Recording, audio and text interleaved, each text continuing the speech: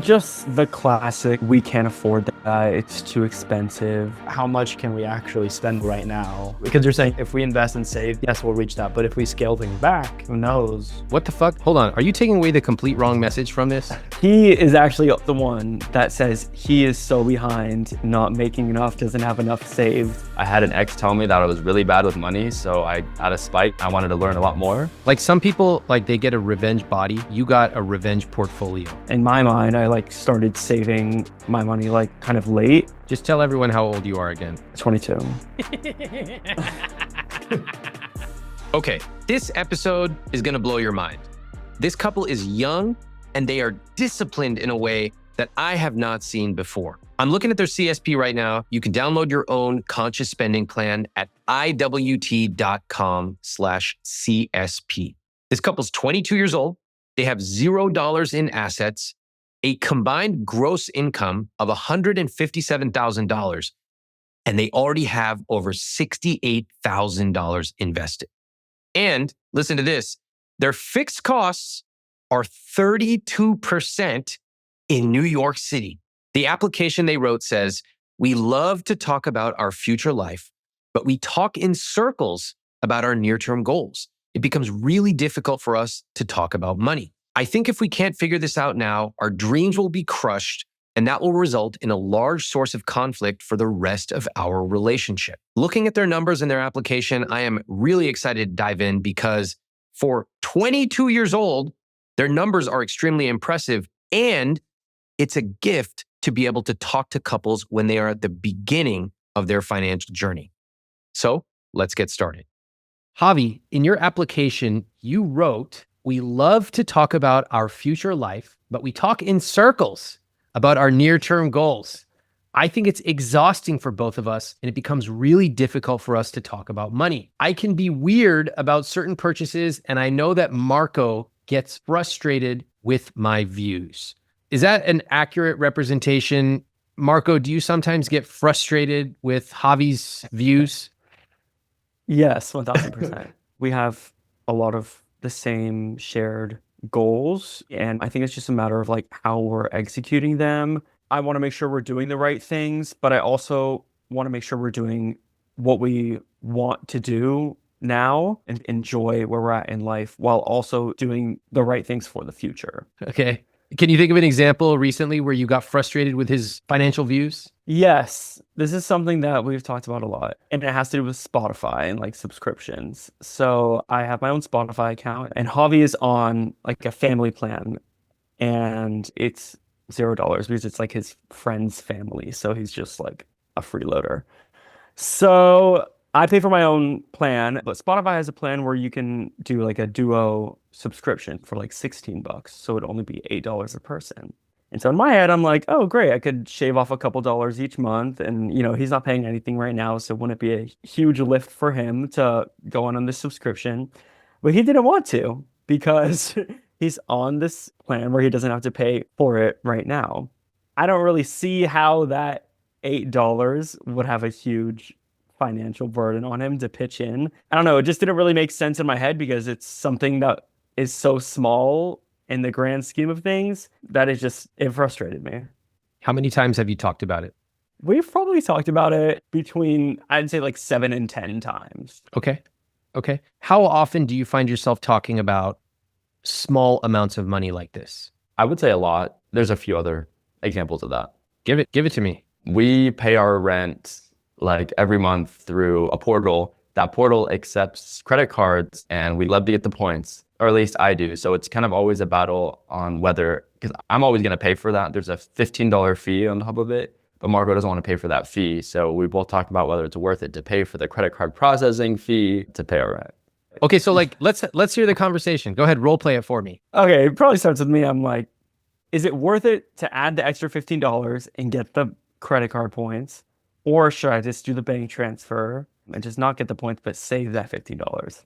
We barely pay anything in rent now. It's not going to be a big difference. But is it worth it to pay that extra $15? Yeah, you'll get the points. Then we can use them. And then it's only $15, really. It's not going to affect that much.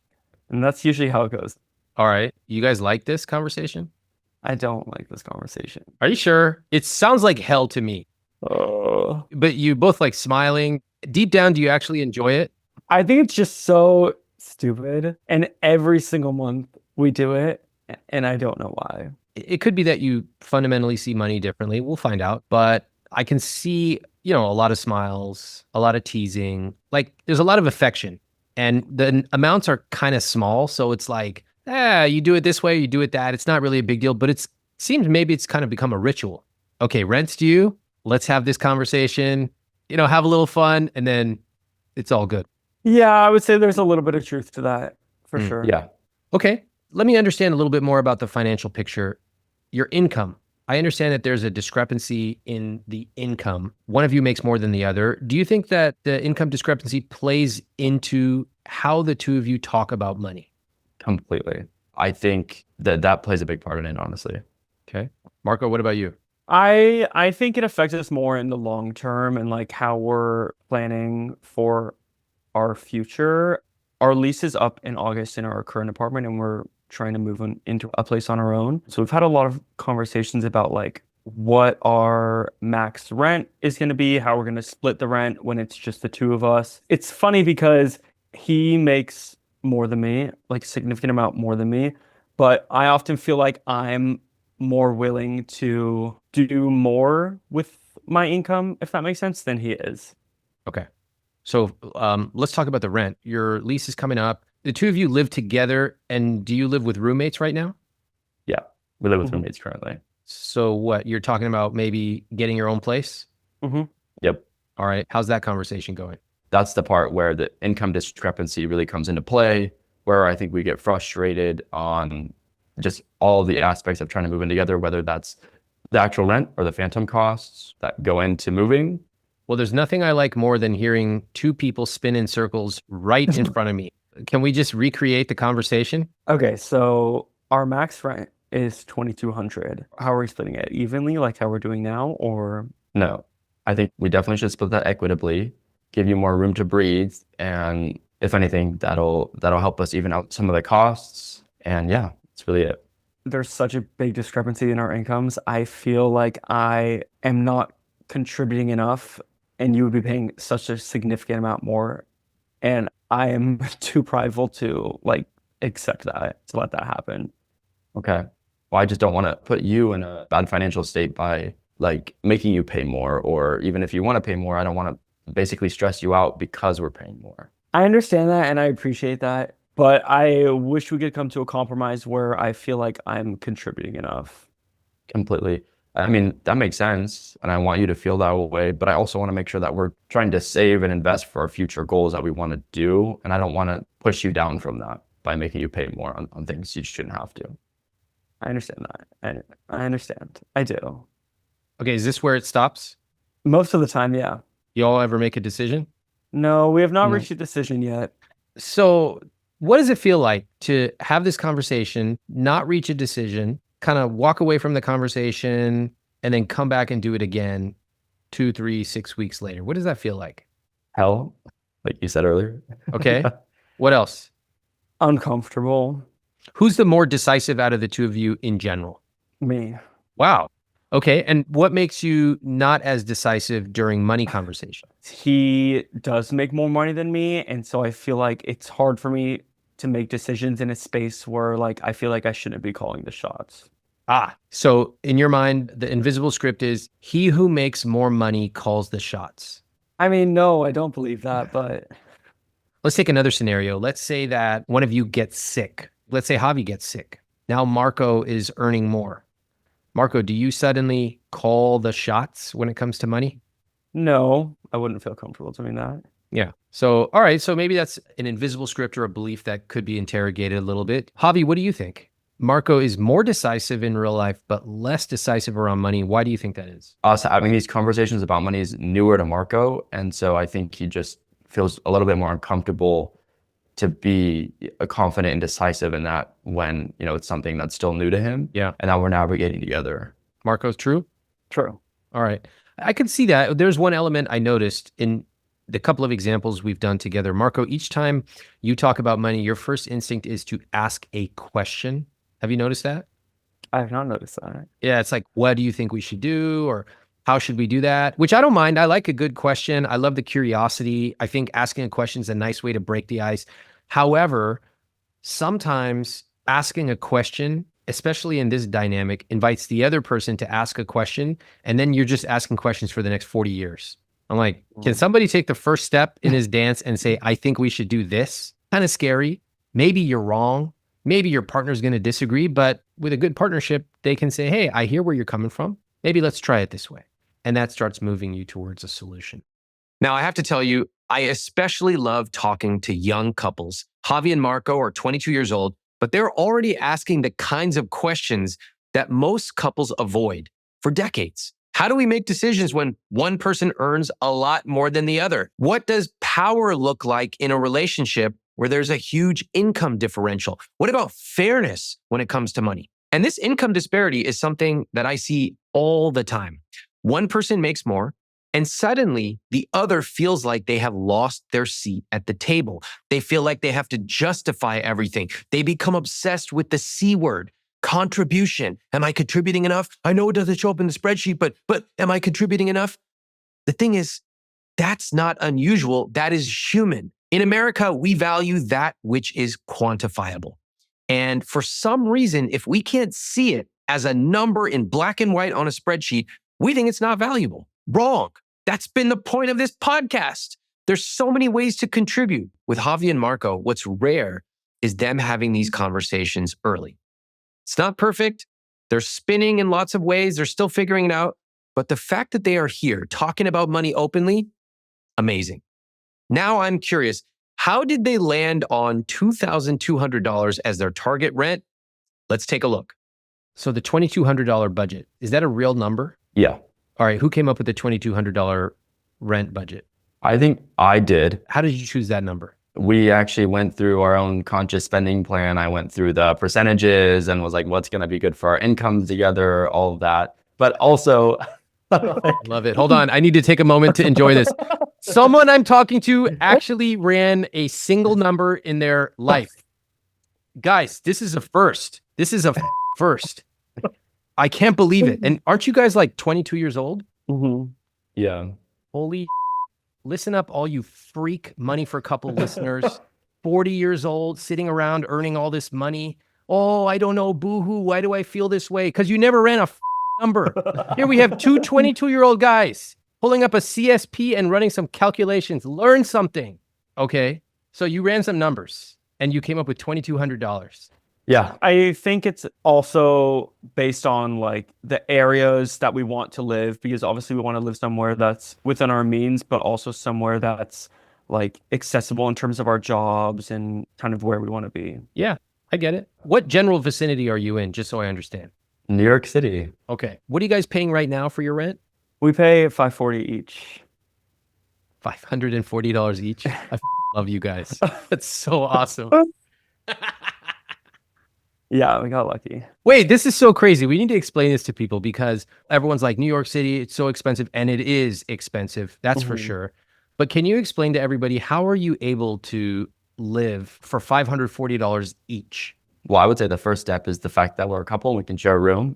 So that obviously knocks it down a bunch. But I would say in general, like living in New York City, I would say doesn't define you to Manhattan. So we didn't really look in Manhattan. We live in Brooklyn. We love our area and we just had to compromise in that sense. And we feel like we found a good spot and just finding roommates. I'm still trying to convince him to have roommates moving forward still. Okay, 'Cause that's I an still open believe in the discussion. cost. Okay. Yeah. And Marco, what do you say to that? I say I don't want roommates because I've had bad roommates in the past. Okay, gotcha. I'm just reflecting on how much rent I paid and how long I had a roommate for. I think I had a roommate until I was 27 years old. And I liked it. I enjoyed it. And then once I went to have my own place, I never had a roommate after that. So, okay, just cool. It's awesome to hear you guys at 22, how you're thinking about your costs and how you're navigating these decisions. I think it's really cool. Okay, when was the first time that you had a real substantive conversation about money? I feel like probably when we decided to move in together, because we moved in together when we moved to New York. So obviously those are two really big financial shifts. What came up in that conversation?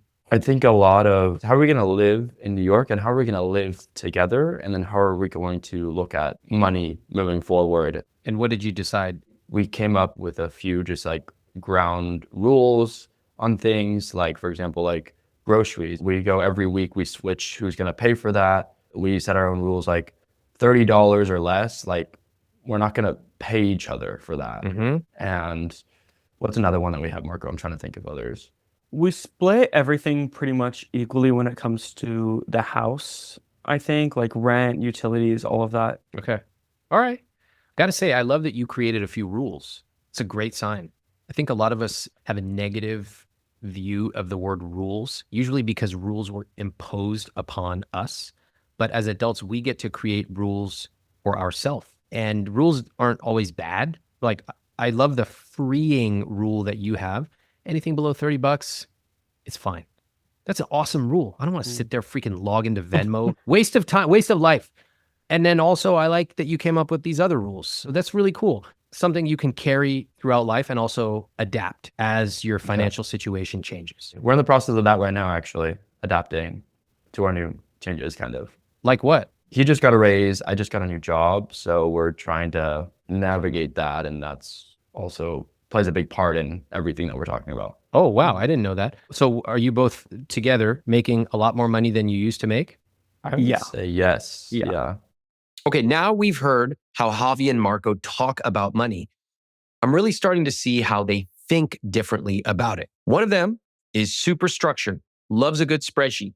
The other is still figuring out how to feel confident making money decisions. That contrast is very common, but again, this is the time to deal with it now, because they're in the midst of big changes, new jobs, possibly a new place to live, a new phase of life. One makes more than the other. Imagine if they didn't change a thing. Imagine if they didn't talk about this. The difference between them would become greater and greater. And we've seen this with lots of couples. It leads to communication problems. It can lead to resentment and even worse.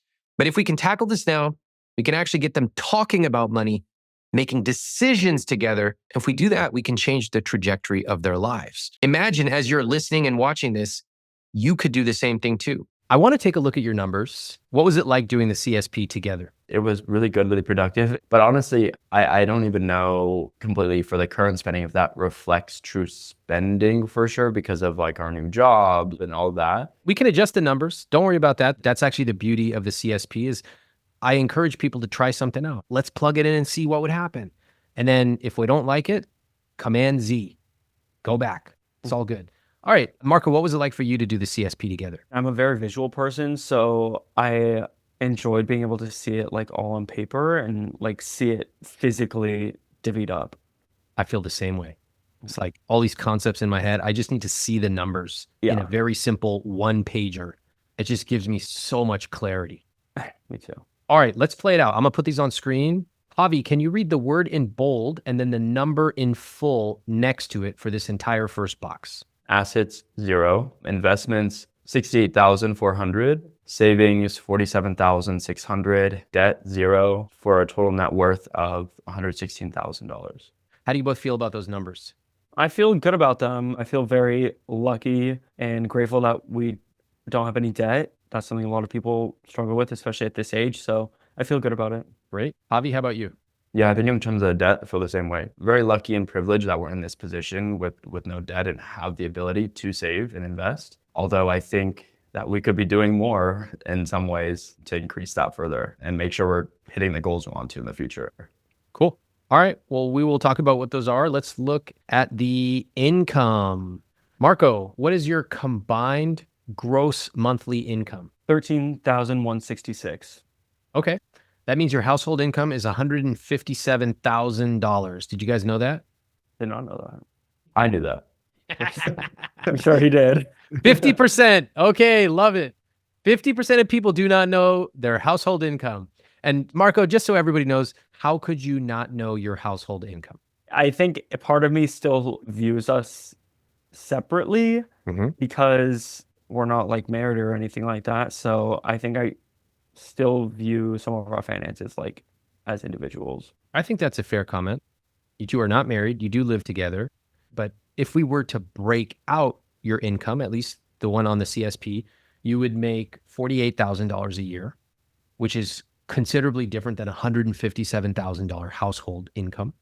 I think it's important to know your household income for a couple of reasons. One, you got to know your numbers, right? In order to live a rich life, one of the two key tenets, you got to know your numbers. The other is you got to master your psychology. I also think sometimes people play small. Like they often just have a feeling about how much they make or how much things cost, and they don't adjust their psychology when the numbers change. We have to stay in tune with the numbers, just like we have to stay in tune with fashion changes and all kinds of stuff. So to know, hey, I make 48,000. If we were to combine it all, make 157,000. How should a couple that makes $157,000 act? It's probably a good question. Like, does a couple who makes almost $160,000, should they be talking about Spotify every week? Probably not. Probably, yeah. Right? Probably not. There's something incongruous there. It doesn't make sense. Yeah. Yeah. And also there is technically more in that income that we didn't account for as well. Well, let's do it right now. I know. We're going to do it right now. All right, let's fix it. Everybody knows Javi's very, very excited to adjust this income and reflect the current numbers. Go ahead, Javi. Tell me what changed. It's not actual like money that we have right now because my job is base plus commissions. How much more? Ballpark. My on target earnings will be around like 45,000 more. God damn it. I was like, finally, we have some people who are not making hundreds and hundreds of thousands of dollars per year. And then it turns out, oh, I'm going to make an extra 45 grand. I'm going to get in so much trouble on the internet now. All right, fine, Javi. I'll add an extra 45,000. And then what about you, Marco? Is there extra 200 grand sitting around in your pocket? No, but I base it off 40 hours a week, but I typically work like 45 to 50. So, and I make overtime. So it's like a splash more, but nothing crazy. Well, a splash more would mean you're making, instead of 3,000 a month, you're making like 4,000 a month net, ballpark. That's kind of a lot, right? Yeah. You guys want to see what happens if we adjust it? Let's just play. I'll just show you something. All right, for everybody listening, first, let me just give you the baseline numbers because they're crazy. Your fixed costs are 32%. That's like one of the lowest numbers I've ever seen. What do you guys think about that? Well, it's low, but I heard someone on your Boston show, they had like 28% or something. So Wow. Okay. All right. You're very competitive. I like that. Oh my God. All right. Everybody listening, listen, let me tell you their numbers. Your rent is $1,112. Phenomenal. Now, that's because you guys have roommates, among other things. Your car payment, you don't have a car probably. You have train pass, right? $300 a month. Yeah. Okay. That's the benefit of living in a city. You often don't have to have a very expensive car. Amazing. Groceries are $500. Is that true? I said it was more. I said it was more like 600. Okay, I'm going to adjust this number to 600. The number goes from 32% to 34%. Wow. We're in the danger zone now. Rest of your fixed costs here, clothes are $100 a month. Phone, 75. One of you's not paying for a phone? Well, I'm on my family plan, so I don't pay for my phone. All right, get off that. Subscriptions are $135 a month. Fine. 34%. You have so much margin to play with. Let's keep going down. Your investments are at 30% of take-home pay. So first off, anybody doing any pre-tax 401ks or anything like that? Yeah, I'm trying to max out my 401k in this new job. So I think that's why my post-tax is pretty low, I would say. Great. So you're currently, your gross is $9,100 and your take-home is $4,500. Yeah. Okay, great. So that's like 25,000 plus right there. And then you're investing an additional $1,830 a month, which is great. That's over 20K there. Marco, you're doing 13%, $400 a month. Nice. Savings are at 15%. So you've got $1,100 a month going towards an emergency fund. I want to point out that you currently have $47,000 in a savings account. That's like a couple of years of your fixed cost expenses. Okay, I got to give Javi and Marco some serious props. Their savings and investment numbers are amazing. Over $68,000 invested at age 22. That's not luck. That is consistent, boring discipline. Also, I just have to ask a question. Why are they even thinking about moving out of their place? They pay $540 a month Listen, sometimes when I'm talking to people, I tell them there are these golden moments you have with money. And when you have those moments, you hold on to them as long as possible. As an example, when your car payment ends, hold on to that moment. Do not run out and get a new car. If you pay off your mortgage, stay there. Don't go and get a new house immediately. And in their case, they have $540 a month for rent. If you can do it, I don't care if the ceiling caves in, slap a tarp on that thing, use some duct tape, and just stack that cash. But okay, I understand not everybody wants to stay in the same place forever. I get it. Life is not just about keeping your expenses low. I just want you to know these golden moments don't come around that often. So when you have them, take them. All right, fine. They're thinking about moving. We can make that happen. What's interesting to me also is the dynamic when they talk about money. Did you catch it? They spin. They talk through the same issues over and over, rent, Spotify, how to split bills, and then they walk away never having decided anything. This is incredibly frustrating. It's frustrating to listen to. It's also frustrating to be in that situation. I actually think being indecisive is one of the most frustrating qualities to have. You talk and talk and talk, but get nowhere. So I'm going to work with them on how to become more decisive. It's one of the best skills you can ever build. Next up, I'm going to talk to them about their guilt-free spending, which actually gives me a huge clue on what's going on. And then finally, your guilt-free spending is at 22%, which is $1,668 a month. Is that accurate? You guys spend that much on guilt-free stuff? I can't imagine we do. I would say it's more, to be honest. Or Wow. maybe that's just on my end. I think there's no way we're spending. I mean, yes, we live in New York, so like things are expensive, but at the same time, I think we're super conscious of that, and we're not going out to dinner every single weekend. Like if there's a special occasion, we'll go to dinner, but that's what, like $150 like here and there. Mm-hmm. You ever take a trip? Yeah, we take many trips. That's the other thing. Oh, I think. Well, not many, but like, what's the last trip you took? well, we went to San Francisco in February, but that was partly paid for by my parents.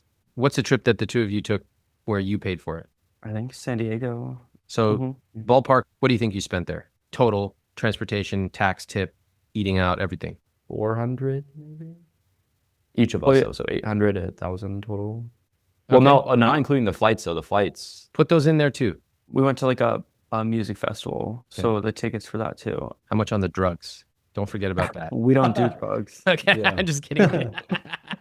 Also, I got to tell you, I'm very, very, very out of touch with how much drugs cost. Honestly, like cheaper than you'd expect. Like, Yeah, that's what I learned. I'm still in like RoboCop days. I thought everything's like $25,000, and my friends are like, "You're so stupid."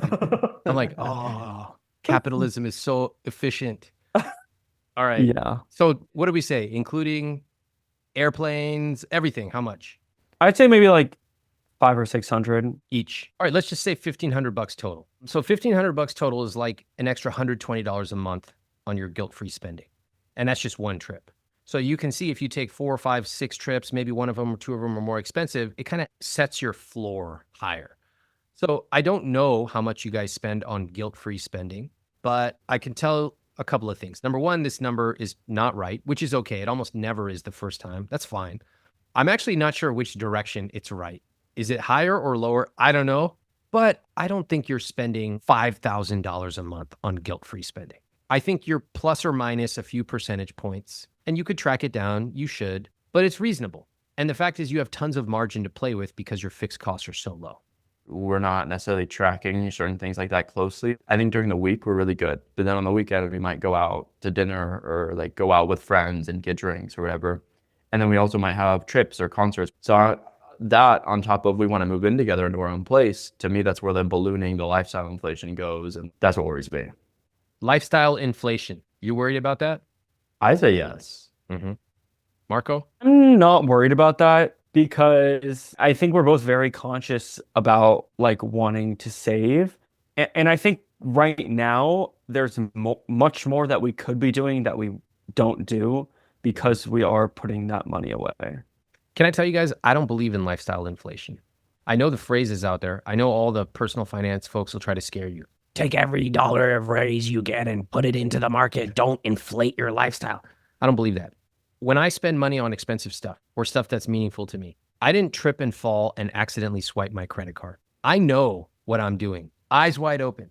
So one of the goals that I have for everybody who reads my material or I get a chance to help is to help them gain the confidence and knowledge to say, I'm not worried about this ephemeral phrase, lifestyle inflation, happening to me because I cause things to happen to the world. Okay. Can I tell you what I see looking at these numbers? Honestly, I think they're pretty awesome. At 22 years old, you could be 30 years old. I would be impressed. You have a nice household income and potentially even more with a bonus. You have extremely low fixed costs. Oh my God. Having those low fixed costs allow you so much buffer, so much margin to play with. It's like you have thousands of extra dollars every single month. And then what really impresses me is that you chose to invest and save aggressively. Now, I love that. I want you to spend money on the things you love. I love that you went to San Diego. In fact, we could find a way for you all to spend more if you want to. But when I was 22 and 24 and 26, and I was basically living with a roommate, my expenses were relatively low. I knew that by putting a bunch of money into investments, I knew that it was like my golden age in terms of investing because life gets more expensive. I got a little bit nicer tastes in things. And eventually I got engaged and got married, and I wanted to spend more on my fixed costs. And so the fact that the two of you are so aggressive about saving and investing, I find amazing and very inspiring. Okay, yes, Javi and Marco are crushing it, financially speaking. But I've learned something about optimizers. The very habits that make them good with money can also box them in. That's why optimizers, taken to the logical extreme, become unbearably cheap. They're always planning for the future, preparing for what can go wrong. And then that joy and spontaneity that money should provide disappears. They lose the ability to say, yeah, let's do this now. They can't even buy lunch out because that sourdough bread could be invested and compound for 35 more years. Ooh, put the cheese aside. We can buy 5 slices of cheese when we're 92 years old. What the f-? We need to blend art and science. We need to know that money involves numbers. And yes, we should have a healthy savings and investing rate, but it's not here to simply be accumulated or hoarded. Money is here to provide us a rich life. I can already see this happening with Javi, worrying about lifestyle inflation, hesitant to spend, outplanning every possibility. As it turns out, lifestyle inflation is not the only thing Javi's worried about. There's something deeper going on. Javi, you wrote something on your application, which I've been thinking about since I read it. You wrote, our biggest challenge is aligning today's vision for tomorrow's future. We have a lot of big goals in the next few years, but we spend a lot and live in a high cost area. I don't know if we'll ever reach those goals. What do you mean by that? I think we're really trying to find the balance of enjoying our life right now and then also investing for the future. I know you mentioned we like save and invest aggressively, but I think there's still room for, trying to do more in some ways, because before we're 30, like we want to do certain things together and, those are expensive. Like what? Like getting married, for example. Marriage is a huge, I would say, cost, and we would love to have a big wedding. And then also after a certain age, we're going to move back to California because we're both from California. But we'd either move to one of the bigger cities, so either LA, where Marco's from, or SF, which is closer to me. So what I was thinking is that we buy property in the town where I'm from, so I can have a property closer to my parents. It's cheaper, whatever, but to be able to have that later down the line if I need to be closer to them at some point. And then also, if we ever got priced out of the big cities, we can go back to that property. And right now, you're not sure if you'll be able to accomplish that. Yeah, accomplish both of those and also retire and also support our parents if we need to when they retire. So just a lot of things kind of on the line, I guess, in a way. What if you went through life for the next 70 years feeling behind? Yeah, that would suck. Marco, what do you think? I think that he very well could do that. But I have that shared goal where, I do want to end up back in California. But it's difficult picturing those big numbers right now. Why? Because I'm still thinking of it in like an individual mindset, it's hard to imagine that I'll get there one day. So I think it's just more of a mental thing in terms of like aligning and making sure that we're both working towards those goals. I think that's pretty honest. I think 22 years old, you all have been together, what, 2 years, right? Hmm. Okay. So I think that that's a valid thing. It's like, hey, we are actually not married. We're 22. Of course, we have shared goals and we don't know where life is going to take us. People from 22 to 30, a lot of things change. Okay. We can accept that change might happen and we can still talk about a shared vision. We can create the structure for that shared vision to happen, and we can independently save and invest money so that at some point, if we combine our incomes, it's kind of like merging onto the freeway at the same speed as everybody. Everyone's already going 65 and you can just merge smoothly. And if not, that's okay too. Things change, 22 years old, but you know what? I sure would like the two of you to be set up and be driving the same speed in the same direction. Hearing Javi talk about his future goals was a big insight into his money psychology. He's doing all the right things, saving, investing, planning, but he is still consumed by this feeling that he's behind, that it's not enough. I know a lot of people like this. They go through life disguising their anxiety with logic. Oh, need to plan for a wedding. Ooh, got to plan for a down payment. Ooh, kids. Ooh, travel, retirement. At a certain point, it becomes comical. They realize even they cannot justify saving at the rate they are because, making all the money they've made and then complaining about the price of a coffee just sounds absurd. And so what do? There's always one thing in America you can point to that nobody can argue with you. What about long-term care? What about it? That just is the perfect politically correct excuse to be able to save and save. And suddenly you're 82 years old. You spent your entire life worrying about something as small as coffee or something as large as long-term care, and you never actually enjoyed the process. What a waste. What a waste of a rich life. I don't want anybody, including my guests, including you, to go through life like that. Yes, I want you to save prudently. Yes, I want you to invest aggressively. But the point is to enjoy our rich life. So, where does this feeling of being behind come from? I want to understand how Javi and Marco both grew up with money. Let's see. Javi, what do you remember your family saying about money when you were young? It's interesting because it was very split. My dad on one side was very much like save and work hard for your money. And he would always kind of tell me that like Rolling Stones song, like, you can't always get what you want, but if you try so hard, you might get what you need. So just always a reminder of that type of thing. And I think there was a lot of good lessons there, honestly, because for things I wanted, I worked towards. Like I remember I wanted my first iPod when I was younger, and I was too young for a job at this point. So I recycled cans to get that iPod. So I feel like those were good lessons there. How much did that iPod cost? Do you remember? Yeah, it was like $200. That's a lot of money for a kid. Yeah. What did it feel like getting that iPod finally? It felt way more rewarding, I think, than just receiving it. And did you actually earn enough recycling $200 to buy the iPod yourself? Yeah, it took a while, but yes, there was a lot of cans involved. I love hearing this story because I have similar stories growing up, especially in the last like 15 or so years. Same principle. For me, it was just a honeymoon that I wanted to have an amazing honeymoon or a big wedding. And I saved as well. Now, I wasn't out there getting cans. The numbers were a little bigger, but the principle was exactly the same. It's like, oh my God, when I finally got it, I appreciated it 10 times more than just writing a check. It was like, I know every single thing I did to be able to do this today. And that makes me really proud of myself. It sounds like you had the same experience with the cans. Yeah, completely. Okay. What was the takeaway now as an adult? So you look back on that iPod can story. What lessons do you take away from that?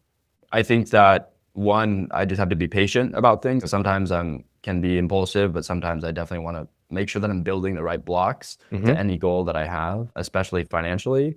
I think that was a really good lesson to learn about that. Great. Okay. Anything else happen regarding money in your family as you grew up? Yeah, completely. I think the other side of the aisle was my mom, I would say, who's a little bit more like spendy, but she's also very, I would say, focused on experiences more so. She's like, yes, we can have a couple of these items that weren't full, but if anything, like that was most important. So she was more the spender, my dad was more the saver. But sometimes those collided for me, and sometimes there was a lot of guilt around money. For example, I was playing soccer when I grew up, and my dad would tell me how expensive it was for him to invest in this. And I asked to switch a sport one time, and he was like, no, you can never switch sports because you're invested so much money, all this stuff. Did they teach you about investing? No, actually, the other thing I was going to say is my parents thought for the most part that investing was gambling. Investing was gambling. Did they invest themselves? My dad has a pension, and they don't view their 401ks as investing. Yeah, that's what a lot of people think. I'm like, put all your investments down. They're like, what about a 401k? I'm like, that's a investment. Yeah. They think it's retirement. They see it in a total mental bucket differently. Yes. Okay. So did they say to you ever, investing is gambling? Yeah. I remember I had like my first job or something where I was getting money and I was saying like, oh, I just saw this thing on investing. He's like, don't invest. Like you're going to lose your money. That's gambling, stuff like that. You know, when your family believes investing is gambling, it tells me a lot. It signals that your family is probably fearful of things they don't understand. It tells me that throughout your family tree, there probably have not been a lot of people who have been savvy with money. And it tells me that it's easier to stigmatize or shun or say, we don't do that in our family, rather than saying, how are other people doing that? I wonder if we could learn something from that. Investing is not gambling. It's not. But if you don't understand the basics of compound interest, if you don't have anybody in your family or community that talks openly about investing, then it can seem like that. That would be like somebody saying, flying is magic. We shouldn't do that. No, flying on an airplane is not magic. It's engineering, okay? People who grew up hearing that investing equals gambling, they tend to internalize it. And it teaches them to be afraid to play small, certainly not to invest. Javi tells me a story about how he confronted his money beliefs that is quite illuminating. Listen up. When I got to college, I had an ex tell me that I was really bad with money. So out of spite, I wanted to learn a lot more. Some people, like, they get a revenge body. You got a revenge portfolio. That's crazy. I never heard that before in my life. That's amazing. All right. Good for you and good for that ex. If you're going to drop a bomb, you might as well drop that. You suck at money. And then you leave. There's like a crater with smoke coming out of it. And you just hope, I hope they take that and learn. They don't know what my numbers are, but to me, it feels good, you know? Hell yeah. All right, good job. Very impressive, especially the fact that you grew up being told investing is like gambling. People who grew up in families like that, they really believe it because they've heard it 1,000 times. The fact that you have learned that that's not true and that investing actually can be a skill, especially with a long time horizon, very impressive. Marco, I want to ask you, what do you remember about money in your family when you were a kid? Were there any phrases they used? Just the classic, we can't afford that, it's too expensive. To this day, my parents don't talk about their money and don't talk about their finances. So it was all very foreign to me growing up. Okay. All right. What else, Marco? Well, I grew up with two older brothers. They're like 4 and 5 years older than me. So when I was younger, they were going through like high school and college. So I think a lot of the times when they were in school, I didn't get to do a lot of the same things that they did when they were in school because a lot of the money was going towards like paying for their tuition and their expenses and things like that. And did you go to college? Yes. And did they pay for that? Yeah, well, I had a scholarship for school, so I actually got free tuition during my schooling, Good which for was you. awesome. That's awesome. Thank Okay. you. How are your parents doing with money now? I have no idea. They like mention things like concepts of retirement, but when it gets really down to like the nitty-gritty of it, like I have no clue where they stand financially. Like my dad wouldn't even tell me how much they paid for our house when they bought it. Really? Yeah, I have no clue. We're about to do some Zillow research right now. I know, right? So, Marco, did you go through a process where you learned about money, in college and things like that? It wasn't until I met Javi and we started dating that I really started to learn a lot about money because I didn't have a credit card till my junior year of college. I didn't have a savings. I didn't have like really anything except for just a bank account. I still feel like I'm kind of like in the baby stages of learning about personal finance, but yeah, I'm definitely getting more of a hold on it. What was that like for you, Javi, being in a relationship with Marco and you were very interested in money? And when you met Marco, he didn't even have a credit card. What was that like for you? Well, I think it was exciting because it's an interest of mine. Like I love listening to money podcasts or TikToks or whatever. And I got to share that with him and he was pretty open about it. But the money psychology around it has been the challenging part, trying to navigate that. Marco, does the fact that Javi taught you about money affect the way that you make decisions about money?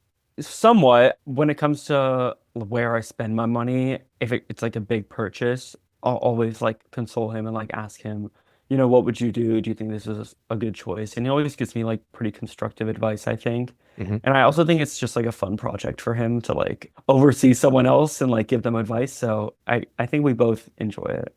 I love that there's like a good sharing of knowledge going on about money. I love that. And in any relationship, whatever the topic may be, there's usually one person who maybe has more experience or some different type of experience. Do you think, Marco, that you remember how I commented on you asking a lot of questions about money versus like saying, I think this? When do you think you get to the point where you have an opinion about money and it's not a question, it's a statement?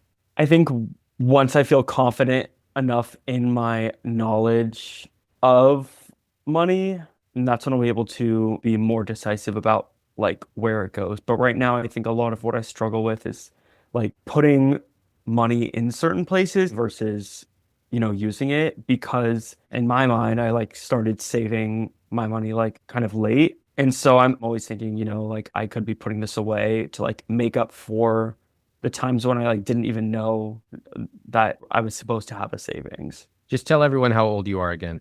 22.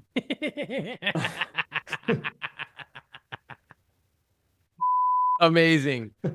I just spoke to a mid-40s couple and one of them goes, I'm behind. Like, we should have done this, da, da, da, da. And actually, they were doing fine. They were not behind. They were fine. And then I just love hearing from a 22-year-old, like, I'm behind.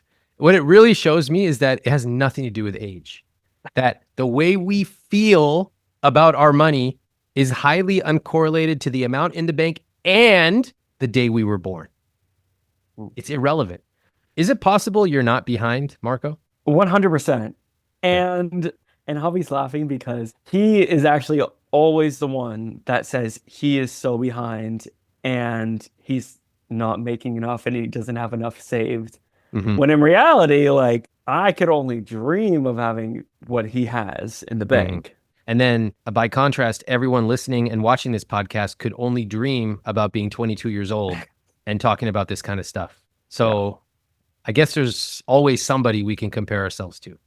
Listening to Marco talk about his childhood, the silence, the guesswork, the sense that money was always just out of reach, kind of explains a lot about why he still feels like he's behind. Do you see the problem? You can be extremely successful on paper, and you can still feel behind. And most people in that situation, they don't tackle their feelings. They simply double down and try to make more money. Please remember, the way you feel about money is highly uncorrelated with the amount in your bank account. That explains why Javi is hustling, trying to outrun that feeling. Let me save more, let me invest more, doing everything except the very thing that will change the way he feels. Confronting those feelings. And this is also the danger of growing up without a clear money model. For all the parents listening, the ones who don't talk about money because you want to protect your kids, this is often what happens. Kids are left without a clear model of what does money mean. And they just pick up on tiny little clues. Mom worrying about money, dad sitting at the kitchen table, looking down. You want to fill that vacuum and provide the meaning of what money is. But I got to tell you something. You can't provide that message to kids unless you yourself truly know it and internalize it. With Javi, he feels like he's not enough. And over time, that mindset sticks with you. It pervades everything when it comes to your finances. But we're going to flip that script. That's why I'm here. Because when you actually run the numbers and when you start seeing the numbers on paper and you internalize and interpret those numbers, you can change the way you feel. I'm going to run their retirement projection for them. Obviously, they're not behind, not even close, but I think their reaction will surprise you. Shall we take a look at your projections for the future? Because I think that tells us a lot. All right, so your current investments are at 68. Here, I'm going to show you this on screen. How many years should you plan to invest for? I don't know, 40? Yeah. Yeah. You're currently adding, let's just say 26,000 a year. Okay. And that's just post-tax. Post-tax without even factoring in a 401k. What does this number in the bottom left say? How much are you going to have at retirement? Little under 7.7 million. Yeah, Yeah. $7.7 million. That already accounts for inflation. Okay. So please don't write me a comment saying, what about inflation? I accounted for that in my math. But let's add a little bit more, shall we? How about your 401k? What are we talking? Like roughly 25,000 a year? Yeah, I think it's a little less than that, but yeah. Let's just put 20,000 to be conservative. And I know there's like a pre-tax, post-tax thing, but for the grand scheme, it doesn't really matter that much. So instead of 26,000, it's going to be 46,000. Look at this number in the bottom left. What's that number right there? Javi, you better say that number loud. It's 12,652,000. $12.6 million. Who cares about Spotify? The Spotify thing, we should solve that. We will solve it, but you can realize how absurd it is, right? Yeah. $12 million. What do you guys think of that? It doesn't sound real, to be honest. Yeah. Yeah. No, it doesn't sound real. I can't even fathom that. Yeah, it's a lot of money. Like, would you even know what to do with $12 million? No. No. Yeah. I mean, you guys spend $1,100 on rent right now. That's a lot more zeros in 12 million. But I want to say this. I'm not guaranteeing you're going to have $12.6 million. If you continue doing what you are doing today, you could certainly have that number plus or minus whatever minor aberrations might happen over the next 43 years. I actually think that number is actually a big low ball. I think if you two continue on the path you are on, and you're both obviously very smart and disciplined, you have great support for each other, I think you end up, my guess is like 16, 17, 18 million. That's a crazy amount of money. And that's just at 65. By that point, you can't stop it compounding. It's growing like crazy every year. So before I tell you what I would do, what do you make of this? I think it puts it into perspective a lot and puts my mind at ease, I guess, a little bit. I really can't like even fathom that amount of money. Like it's like hard to conceptualize. So I don't know. It's interesting to kind of think that way because I don't see my money growing a lot now. And so I think as the years go on, I know obviously it'll start to compound and grow and grow and grow. So I don't know. It's hard to like see that within the future. Mm-hmm. I hear you. It doesn't feel real. It doesn't feel like it's you. And that number, while it's interesting, and I'm sure you trust the math, it doesn't reconcile with your current view of your reality. Mhm. I totally get that. Javi, let me check in with you. What meaning do you take away from that example? We got to just keep hustling and pushing. I think that's the thing is like, how much can we actually spend more though right now? Because you're saying if we invest and save this amount right now, yes, we'll reach that. But if we scale things back, who knows what that's actually going to look like. What the Hold on. Are you taking away the complete wrong message from this? I'm like, wait, what? This is not the message. I think what you're saying, Javi, is, okay, so like 13 million, but like if we spend an extra $30 eating out, then we might only have 12.889 million. Well, no, I'm more like if we spend like $1,800 each on rent, then we Yeah. won't be able to invest and save that much. Do you need $13 million? No, Oh, how much do you need? 4 million. Okay. 4 million bucks investable assets that are earning you like 7%. Let's take a look. So you'd be making about $160,000 a year from investments. How do you guys feel about that? At that age, that's enough, I think. I'm pretty sure. God, I love talking to you guys because it's like when I was in college, I had this little group of friends and we would be like, what's your number? And we would come up with a number. It's like the number means how much do you want to have liquid in investments so that it's just generating money. And our number at the time was like 4.2 million. Basically, we wanted to be able to make like 150K risk-free. And we were like, we'll be happy. Kind of exactly what you're saying. 160K, you're like, amazing. And then what happened was as I got a little bit older, I started to develop a little bit finer tastes. I wanted to travel more, etc. And I was like, yeah, I could definitely live on 150K, no doubt. However, if I have a choice, would I want more? Yeah. I'm going to actually help you guys dream a little bigger. You can always dial it forward and back, and you're only 22, so things change over time. That's fine. But maybe it's a little more than 160. Maybe it's like 250. Fine. That's a lot of money. That's 250 in today's dollars. That's a lot of money.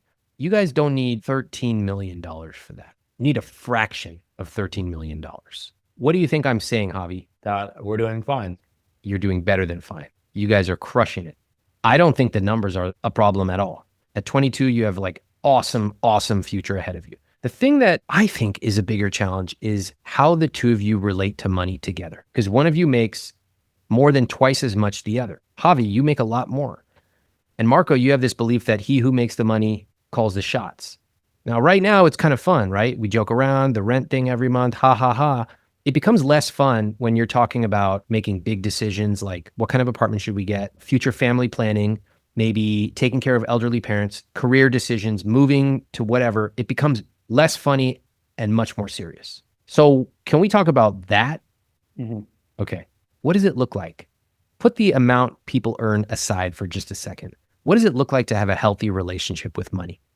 I think being able to have conversations where you actually come to a conclusion, which is something that I think oftentimes we struggle with. And I think our views on money are just generally pretty different. I don't want to speak for Javi, but I think from his perspective, you're always going to have the opportunity to get more. And if you're not getting more, then you're missing that opportunity. Whereas for me, I'm like, for where we are right now, I think we're doing great. Javi, you know that story about the guy goes to the party with all the rich people and somebody says like, you must be jealous of this billionaire. And then the guy says, no, I have something he can never have. Oh, really? What is that? Enough. Do you know what enough is?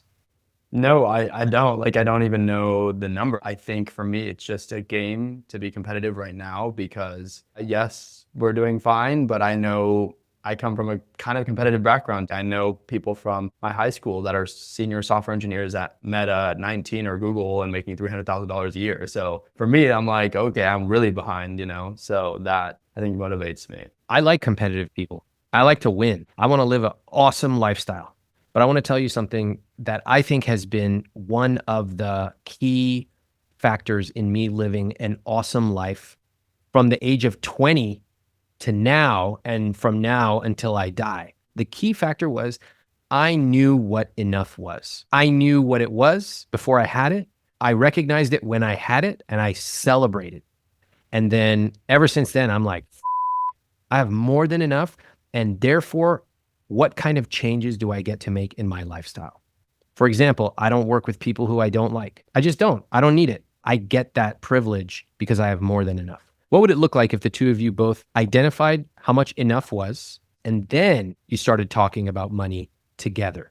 I think it would look more decisive. We would go to a decision and we just know because we know the numbers, we know what enough is, we know kind of the rule behind it, right? That's what's gonna get us to our goal of enough or gonna take us behind that. That's all we need to really know. Love that. Marco, how about you? I think we'd be able to enjoy ourselves more and feel more freedom to do the things we want to do without feeling like the money could be better spent elsewhere. Right now, if the only pedal you have in your car is more, then that's the only way you're going to play the game. And there's so many different pedals in life. There's more savings. There's more fun, more adventure, more spontaneity, more generosity. And I want to give you guys different pedals in your car as opposed to just save more. Yeah, I agree. Marco, you said that you would be more decisive. You can't spin when you got a household income of $157,000 and a potential net worth of $12+ million. It's a waste of time to spin on these things. You guys want to do a little exercise right now with Spotify? I would love to. All right, here's the rules. 1, you have to come to a decision before we finish this conversation. And 2, it's got to be fair. Those are the only 2 rules. Go ahead and discuss Spotify so that you can come to a conclusion. What really bothers me the most about the situation is the principle of it and how you are not willing to spend that $8 despite not spending anything right now. Yeah, no, that's fair. I mean, you mentioned it earlier, I'm like freeloading. I don't want to like do that. Yeah, I don't want to be proud of freeloading. So yeah, I agree with that. I'm just curious, why were you so turned off at the idea of going in on the account? I think because I just envisioned myself dropping the ball on everything after that. Like if I got Spotify, I'd get Max, I'd get Netflix, I'd get every subscription on the book. That's, I think, the fear that I had, that I would just feel like I can get anything and then end up spending $700,000 on subscriptions. That was really the thing. I don't know why I felt that way, but that's what I felt. Okay. And I think that's fair. Do you understand where I'm coming from though? Completely, yeah. And if it brought us together, for example, like I think it would be good to have a joint account because that would be like our first joint account. And I think that would be, I don't know, be really cute. So I would, really consider that. I just don't think I was thinking that the first time. Okay. What's the decision? Let's be crystal clear about it. I would like to have the joint Spotify. Okay, let's do it. Yeah. Okay. That was great. What did you all notice about that conversation? That was so good. I noticed a lot of like more critical questions being asked rather than just like asking why and why not. It was like getting to the root of the problem. Mm-hmm. And that was the first time that I had heard his true reasoning behind it and getting into that like subscription purgatory. I had never heard that before, so I thought that was a very fruitful comment. Yes. Love that. Okay. I want to point some observations out. First of all, I like that you were communicating together. It felt very authentic. Like you said, Marco, you were getting to a level I don't think you've gotten to before when it comes to Spotify. I think that's amazing. And just this little example, although it seems trivial, it's actually quite powerful. I think the way that you would now talk about the rent checks, are you paying with this or that? I think that can have a deeper meaning. I think that certainly moving to a new apartment can have a deeper meaning. Amazing. Marco, I noticed you were very assertive at the beginning. I thought you just were going to ask your first question and then go for the close. No, you were like, hey, so before we wrap this, tell me why, blah, blah, blah, blah. I was like, yeah, this guy's getting it all out on the table. So that was awesome. Yeah. I want to encourage you to focus, Marco, in your conversations with money, starting off with a statement. What is it you notice? What is it you feel? What is it you want? And then I want to encourage you to build that skill of coming to a close. I noticed at the end you were a little hesitant to say, okay, so here is what I think the decision is. Do you agree? Drive it home. Okay, we need to have something on paper. We both agreed to this. And then Javi, I love that you were so honest in your answer and very thoughtful. Like, hey, I actually think that probably the reason I thought that way was I worried I was going to trip and fall and buy $700 worth of subscriptions. I think that is a very honest answer. And I think if you continue thinking about it, you're probably going to find a lot more where that is. Javi, what if you eat like a dessert or something like that? Do you feel like you will trip and fall and eat 20 desserts a day for the next 40 years? No. No. How come? It's just like not what I think, I guess. I don't know. Yeah, it's just like not in you. Yeah. It's not in me either. I can eat a cheesecake or something and I can enjoy it. And I know that tomorrow I'm not going to do it. I think the same is true for these incremental purchases, whether it be Spotify or subscription, maybe even a trip. Javi and Marco just worked through something pretty small, Spotify subscription. But I really love this tiny little example as a microcosm for how they can talk about money together. It's actually a big sign of progress because for a couple that spins on decisions, this was different. They picked a path, they moved forward. Do you know how many couples go 30 years without ever making a decision together? They did it. Tiny Spotify subscription, and they did it. That sets an amazing precedent. Now I want to raise the stakes. Earlier, they said they want to get married. Planning for a wedding, an amazing project that many couples go through together. And it's bigger than a Spotify subscription. Also, it's qualitatively different. It's not just about numbers. It's about a vision. It's about joy. It's about coming together. So let's see if they can take what they just learned and use it on this very, very important decision. You're planning to get married at some point. Is that accurate? Yeah.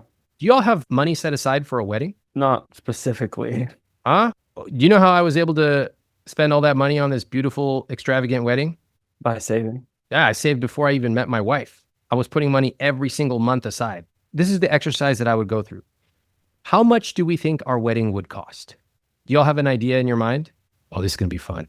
Yeah, I say at least 50,000, probably 60. 60. Okay, great. Marco? I honestly would agree with that. I love working a budget, so I definitely think we could make it work and have everything that we want. Love that. 60K. And ballpark, how many years from now would you do it? I think we're thinking like late 20s. So let's say like 8 years from now. 8 years, yeah. So technically you should be putting aside $625 a month. What do you guys think of that?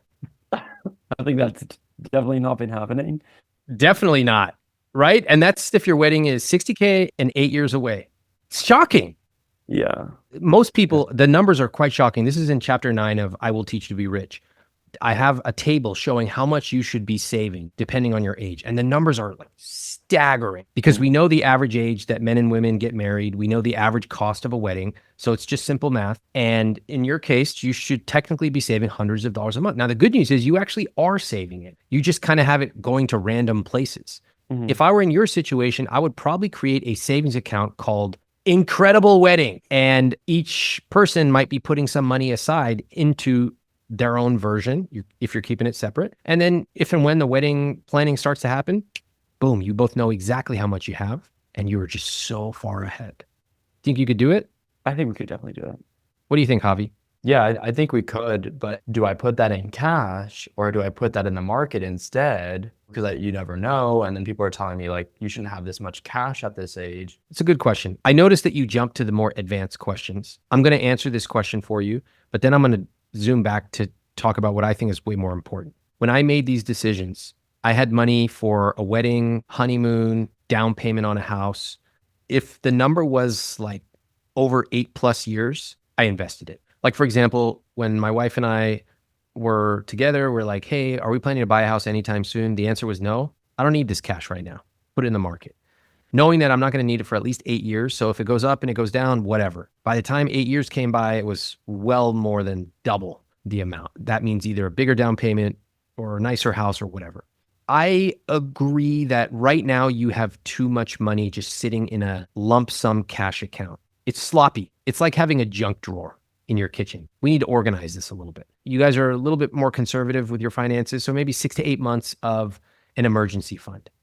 You have way more than that. Above that, I would probably start splitting it up into different accounts for things that I know are coming. I would name the accounts. Incredible Wedding, that should be getting full every month and you can send money automatically to it because you don't need to send any more to your emergency fund. It's full. What's the amazing trip you guys want to take? Put that in there. What's the anniversary thing you want to celebrate? Put that in there.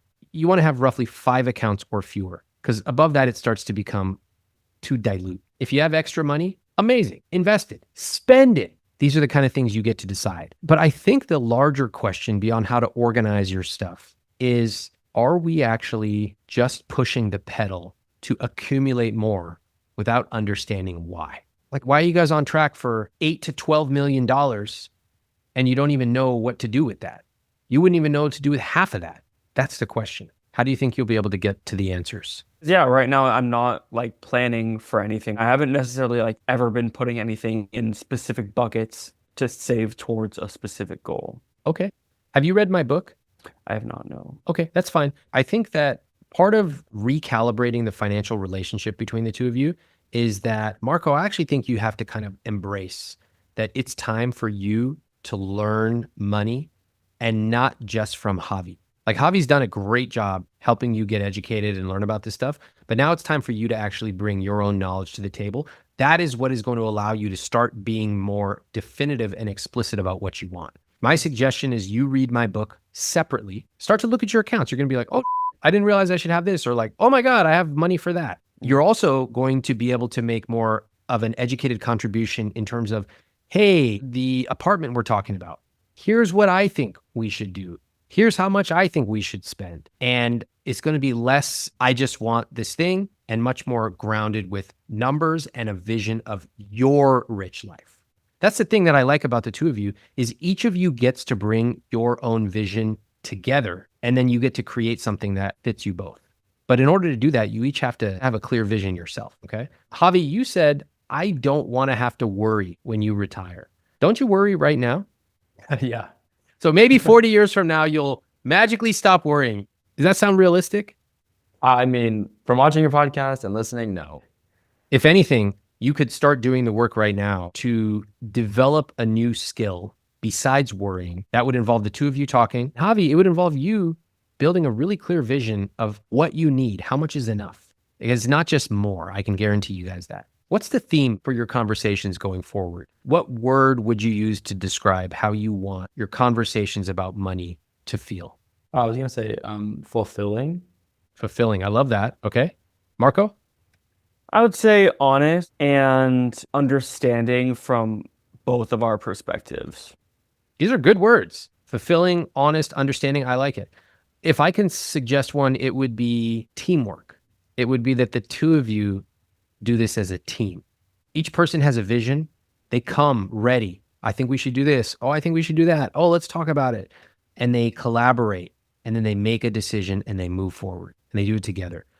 Remember, no teammate is just valued more simply because they earn more money. Important reminder in this relationship. Just because you earn more money does not necessarily make you more valuable. Lots of different ways to contribute in a relationship. Income is just one. Fortunately, the two of you have a very nice combined income and your expenses are low. Can I make one suggestion for you to think about? Mm-hmm. You're all talking about spending more on your apartment. Mm-hmm. I don't mind. You can do it. You can easily afford it. When I was in 4th grade, we did those sex ed classes, and a guy who was teaching us, he was talking about puberty and stuff, and he was talking about shaving. And he goes, hold off on shaving for as long as you can, because once you start, you can never stop. And I still remember that. And he was right. I had a little mustache when I was like 14. I just let that thing grow because of what he said in 4th grade. I let it grow way too long. Think carefully about going to your own apartment, because once you do, you'll never go back. And I don't mind it. Again, you guys can easily afford it. But in order for you to afford what would come to be more than twice as much on housing, you two will need to be very dialed in about your expenses. You will need to have a clear vision. You will both need to reduce the amount you save and invest. Like, a lot of other things downstream will happen. Be very methodical about this decision. And if you want to do it, do it. I did it. I made a decision at a certain point in my late 20s where I was like, okay, cool, I'm going to be on my own. And it was awesome. But I knew that once I did that, I would never go back. These times where you have low expenses and a relatively high household income, they are so rare. And the good news is you've been taking advantage of it. You are crushing it on your investments, and it's like amazing. I have no notes. I simply want you to think carefully about the ramifications of more than doubling your household expenses. Just do it eyes wide open and make sure the two of you talk about it as teammates. Cool? Yeah. All right. I have some questions for you. In today's conversation, what was the most surprising thing?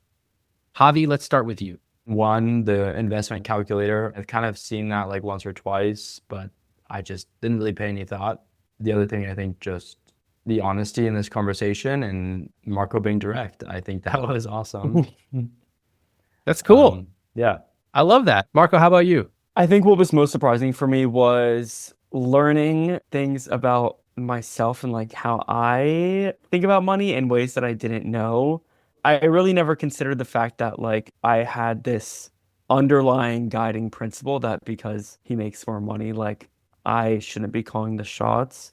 But now that I think about it, it makes so much more sense because like I'm very decisive in like all other aspects of our relationship except for when it comes to that. Yeah. Great realization. Honestly, I'm so happy that we get the chance to talk at this stage of life where you have so much ability to choose where you want to go. I'm just like, I'm so excited. Honestly, I think a lot of people would give anything to be 22, to know what the two of you know, to have the kind of conversations you're having. Like, incredible. I'm feeling hopeful, and I think I'm feeling a lot more grounded in myself and in our relationship and like our ability to do the things that we want to do and be more decisive about them. Because I also think sometimes because those things are so far off, it's just like, oh, we don't have to make a decision right now because it's so far in the future. But I think this really put things into perspective. Awesome. Javi? Yeah, I would basically agree with everything you said and just also add, I feel much more calculated in how we want to do things, right? Like, it's not just we invest more, we save more, and just because that's a good thing to do at this point in your life. I love that. You guys can do so many things in your rich life, individually and together. And it just has to be something that you calculate. And it's important to you. I talk to a lot of people, they buy stuff I would never buy. But if they can afford it and they love it, I'm all for it. Your rich life is yours. I have fewer than 5 friends who tell me that they have enough. That's it. Fewer than 5.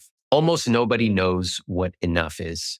We don't know the number. We don't know the feeling. But if you want to live a rich life, you have to. Javi and Marco are doing everything right, saving, investing, playing the long-term game. But when they see that $12 million retirement projection, it doesn't feel real. It doesn't feel like them. This is what I mean by talking about your identity with money. There's something kind of beautifully innocent about being an optimizer at age 22. When I was young, I was an optimizer as well. I'll always be an optimizer to some extent. I knew that I didn't have $12 million when I was 22, but I knew the math and I knew that someday it would turn into that much. And more importantly, I started to embrace the identity that one day I would have more money. I wasn't there yet, but one day I would. And that meant that suddenly I was reading different magazines. I was looking at people sitting in first class, and instead of scoffing and saying, so stupid, I was like, why would people who have money choose to spend it sitting there and pay 4 times the price? I wasn't there yet, but I was ready to accept a change in my identity. That is what I want for every single person on this podcast, is that who you are today, you'll always be that to some extent, but you can open yourself up to changing your identity. And for Javi and Marco, what they're seeing is that a rich life is not just a spreadsheet. It's actually a symphony of all these different things changing together. And ultimately, your identity can change. That's a powerful moment. And in order to get there, you got to learn how to step back, not just focus on, who's paying this account and who's paying that, but actually, what do we want? What's our vision? Who are we? Well, let's hear what happened next. I think you'll be happy to know that we've been making some really good progress. We've been doing a lot better job at kind of finding the happy medium between saving for our future while also trying to take advantage of where we are right now and like our age and living in New York. In terms of the subscription that we talked about, that actually didn't change, but I let Marco know that any subscription that does come up, that I would love to be jointly included in that. We actually got lucky with a situation where a friend is wanting to move to New York, so we're moving in with her. I think we just have found some great situations and are still continuing, I think, to live life and spend and invest smartly, especially in this economy. I'm learning to make more decisions when it comes to our like joint finances and be more decisive because it's a group effort, it's a team effort. So yeah, we're moving in the right direction. So thank you. If you want my help with your specific money questions, you can apply to be on this podcast at iwt.com/apply, or you can become a member of my money coaching program instantly at iwt.com/moneycoaching. In money coaching, you get access to monthly calls where I answer your questions directly on a private call, and I get the chance to go much deeper on the concepts of money that have made a huge change in my life. Plus, you'll get access to a community of other people like you who will inspire you and push you to live your rich life. Check out money coaching at iwt.com/moneycoaching.